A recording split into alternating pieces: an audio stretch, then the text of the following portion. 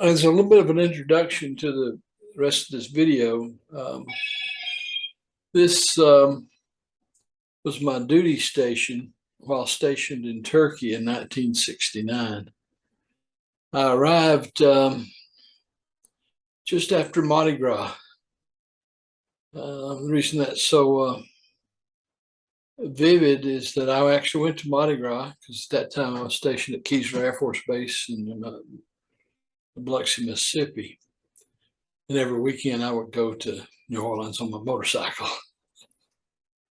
And I was over there until July. It was supposed to be a year tour, and that was 17 months into my 4-year enlistment. But while I was stationed there, there was a coup in Turkey, military coup, and the side we were supporting lost. And our station was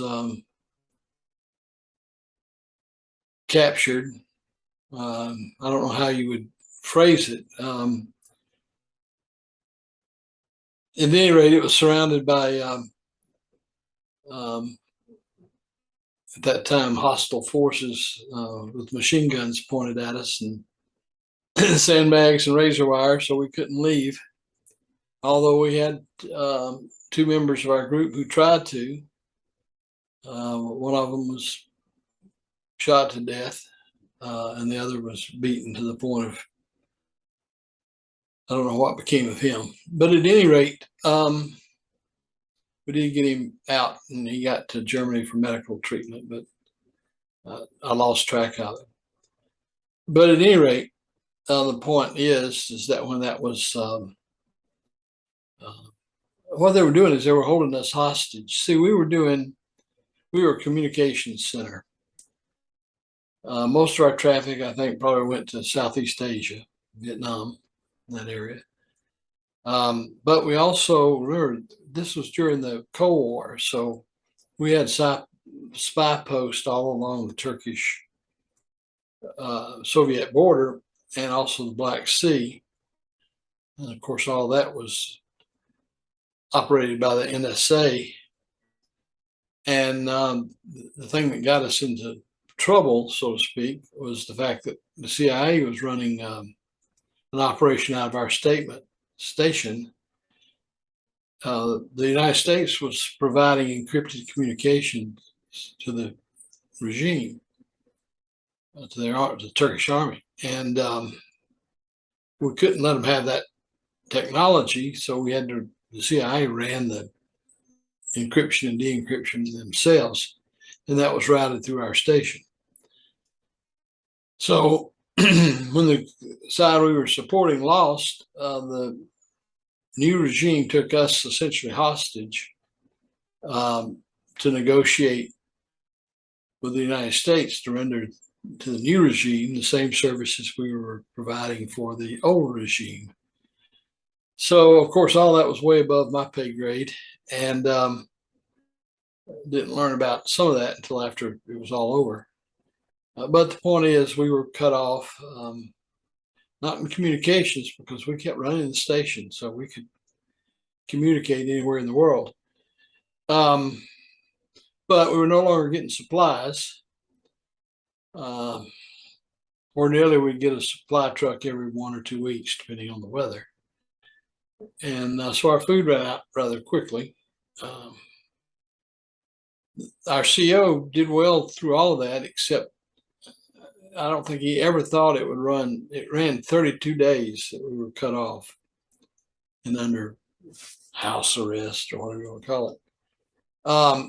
Anyway, he didn't institute food rationing instantly. I'm sure thinking this thing was going to get resolved quickly.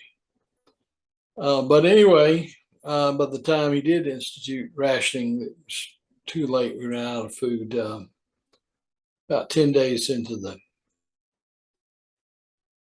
ordeal. The only thing we had to eat was somebody found an old barrel of powdered eggs. It was dated 1952. Green powdered eggs smell like sulfur. Fortunately, we had plenty of ketchup, so we. So anyway, that was an ordeal, but mainly from the standpoint we didn't know what was going to become of us. And then after the incident where one of our people was killed and the other one beaten badly, then that raised the anxiety level tremendously. But otherwise, we were never mistreated. But we just didn't get any food. We had plenty of water, and we generated our own electricity, of course, for the station. But anyway, this following video I shot some time ago, and it sort of gives you a little bit of a tour of that. In the background is a picture of my duty station in Turkey. This was in 1969, so the technology was quite old. We were just in the process of beginning to convert from analog to digital switching, and the panels in the background had to do with testing. Had to do with testing composite signals. These would break out into multiple audio channels, and then each one of those could be broken out into multiple digital channels. So despite the small size, although you don't see the background, there's just tons and tons of switches back there.